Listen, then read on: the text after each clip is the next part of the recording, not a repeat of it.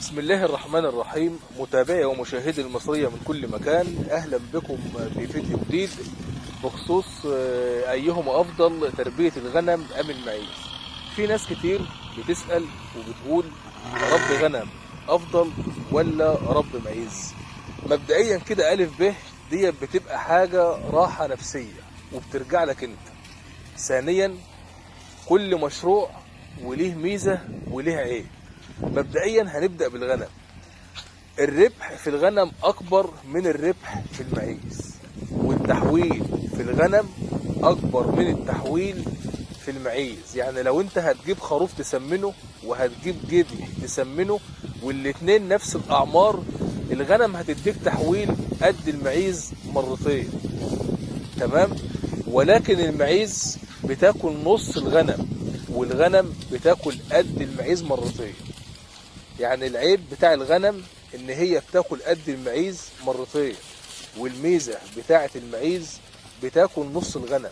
يعني لو انت عندك جديين هياكلوا مكان خروف، ولكن التحويل بتاعهم الاتنين هيبقى قد تحويل خروف. احنا هنا بنتكلم وهنا بنقارن قصاد كل راس. يعني انا هجيب خروف وهجيب جدي، تمام؟ الخروف انا هشتريه بقد كده والجدي هشتريه بقد كده، وهوقف الاتنين على علف.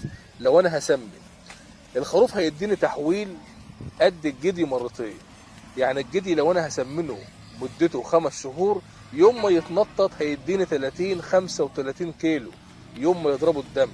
ولكن الخروف يوم ما سمنه هيديني من 50-60 كيلو بعد ال5 شهور، تمام؟ يبقى كده الغنم افضل لي في التسمين، عشان هعرف ابيعها وامسك فيها وزن وامسك فيها قرش.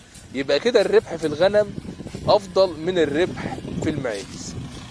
وعيب الغنم ان هي بتاكل، يعني الراس في الغنم بتاكل قد راسين او 3 في المعيز، والميزه في المعيز ال3 روس او الراسين في المعيز بياكلوا قد راس من الغنم.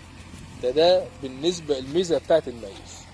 طب لو انت مربي غنم امهات ومربي معيز امهات، وجات المعيز ولدت او جات الغنم ولدت، وانت رضعت المواليد وجيت تبيع المواليد بعد عمر 3 شهور رضاعة، بالنسبة للغنم لو انت هتبيع النتاية حاليا دلوقتي هتبيع النتاية من 2500 ل 3000.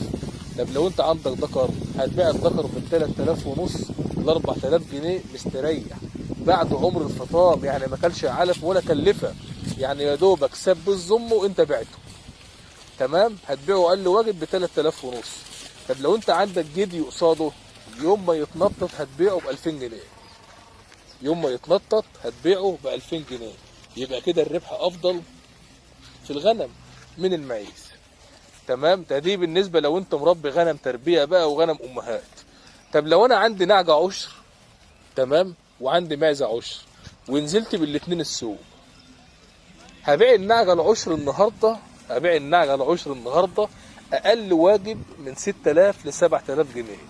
اقل واجب بالميت خالص النهارده في السعر اللي ماشي من 6000 ل 7000. طب لو عندي معزه زيها ونفس العمر وعشر زيها، يوم ما يضربها الدم 4000 جنيه. ده لو معزه جنبه يوم ما يضربها الدم من 4000 ل 4500، تمام؟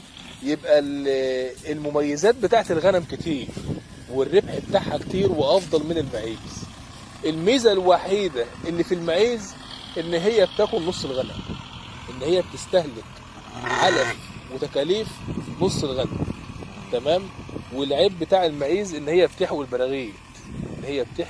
البراغيث.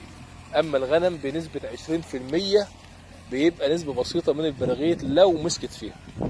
اولا، وفي اول الفيديو قلت لك بترجع للراحه النفسيه بتاعتك.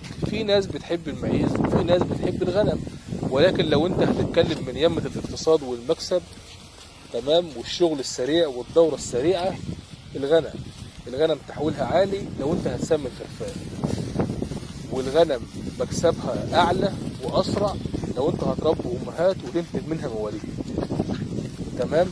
يعني كده او كده الربح بتاعها قد المعيز مرتين 3. وبرضك القرار قرارك، عايز تربي معيز عايز تربي غنم، الافضل والاريح لك تشتغل فيه، ولكن احنا بنقول لك الاكثر ربحا والاكثر اقتصاديا في المكسب وفي التحويل الغنم.